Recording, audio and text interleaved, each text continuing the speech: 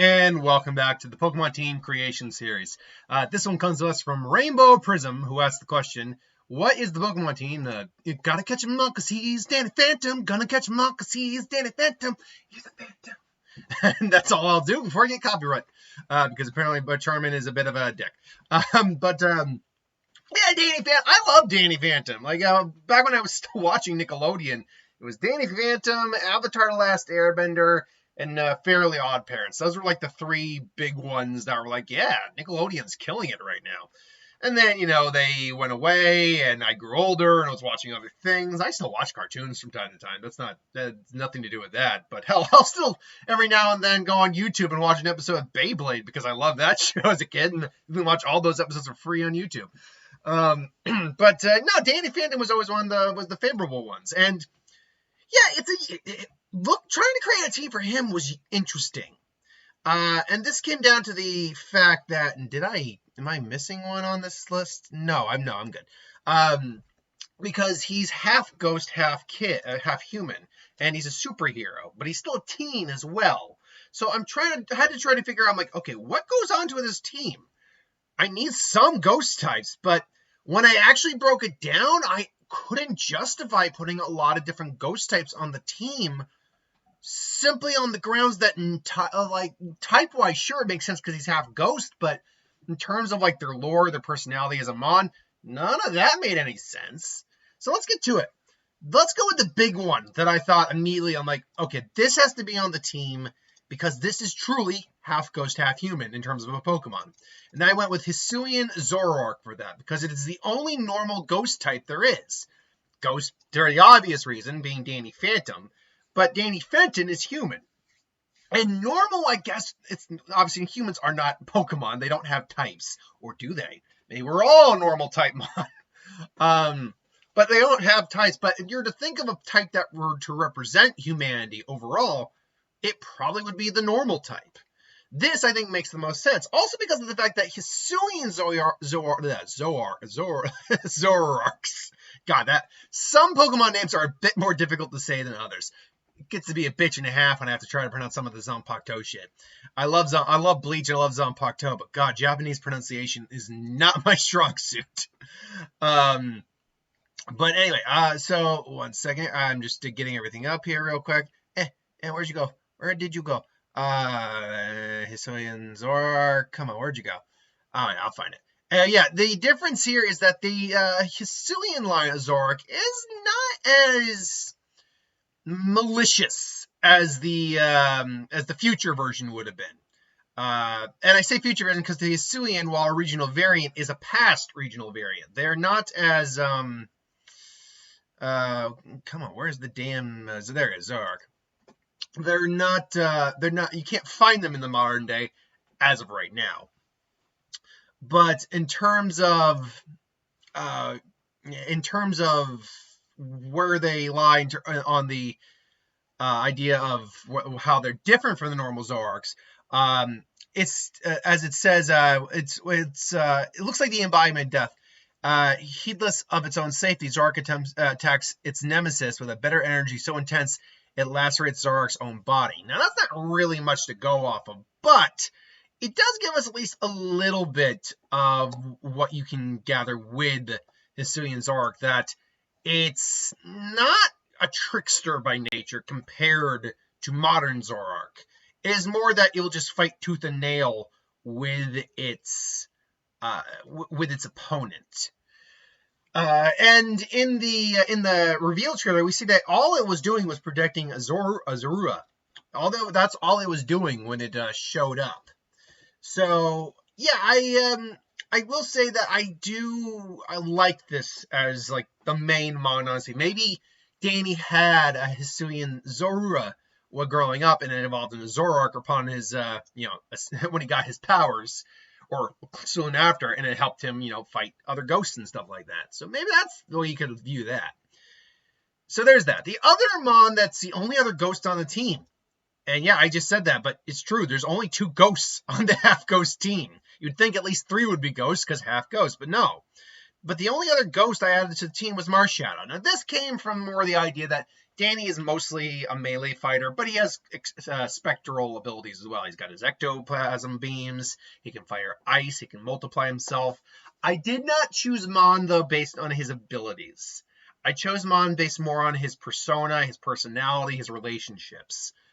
Because if I had chosen Mon just based on like his abilities, then I could have filled this entire thing out with ghost types, no problem. Double team for the multiplication, get maybe a Frostlass on there for his ice abilities. Any ghost will do for ecto beams because I can use Shadow Ball or Nightshade for that. Intangibility, again, ghost can just do this. So I could have just filled out the entire team with ghost types if I wanted to. But that would have really been boring. No, we want to try to be at least a little interesting. Marshadow is actually because Danny is still a kid. He's still learning. He's still a teenager. He's still trying to figure himself out. And Marshadow is I believe it's the Shadow Boxer Pokemon. It hides in shadows to mimic motion. I believe I actually put it on the last team I did, which was Slenderman, if I'm not mistaken. But more importantly, it's not an evil Mon, but it's also not it's a Mon that needs guidance. Basically, it kind of looks like a little kid.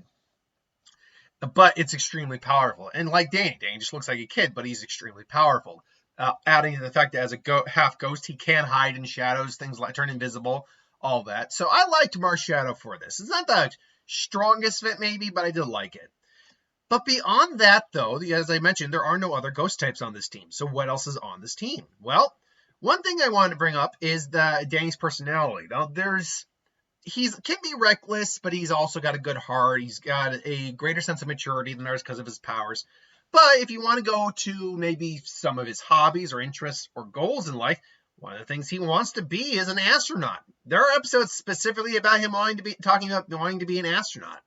And so I'm like, okay, there's no cosmonaut Pokemon out there. That doesn't exist. But what about a Pokemon from space? And I'm going to try, I never can pronounce this guy's freaking name right. Egem. I know it's Behem is the evolution, but Eaglium, Elgym, is a Gem. I'm going to go with Ilgem. I'm going to go with Ilgem. Jim. His name is Jim. So Jim is the pre-evolution, obviously, of Behem. And I went with the pre-evolution because Danny's still growing up. He's still a kid, he's still a teen, he's still a kid by all definition.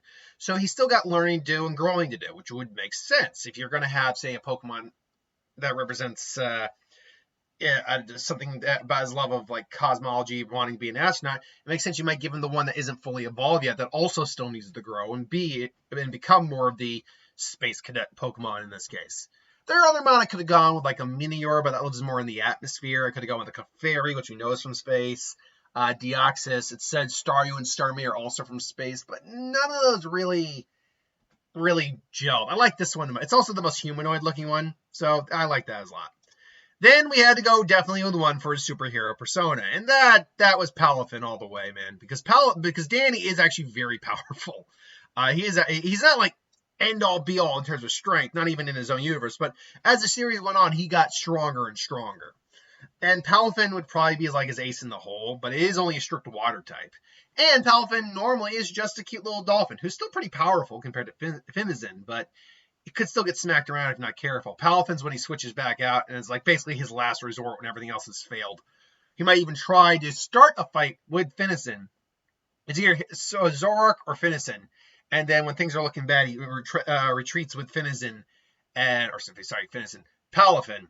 Then, tries to go through the motion, and then comes out with his ace, Palafin, in its hero mode. Which, again, Palafin has grown on me a little bit design-wise, but I still do not overall like the concept they went with here. It really could have just been, honestly, you could have just made this a bit slimmer. The head, seriously, I think really I get the fins are like, his fin is like feet, but they're still fins. You could have made the fins maybe a little longer, a little bit more reminiscent of legs, and it's the head. It is really the head that does it for me. It's too big. It's just too big. Honestly, you really could have done Neo-Spacian Aqua Dolphin, and it would have looked good. But whatever. So there's that. And then I knew I had to add something to represent his relationship with his two best friends. So you got Tucker. I already did Dottler once, but let's do Dottler again a while ago. Dottler being the little, literally bookworm, a little nerd bug. I didn't want to go Orbeetle. Again, it's just did not mesh with Tucker. And Blipbug, I think, was too weak to be on his team. I think Dottler is the good middle ground there. An intelligent bug, but still only in the middle stage of evolving.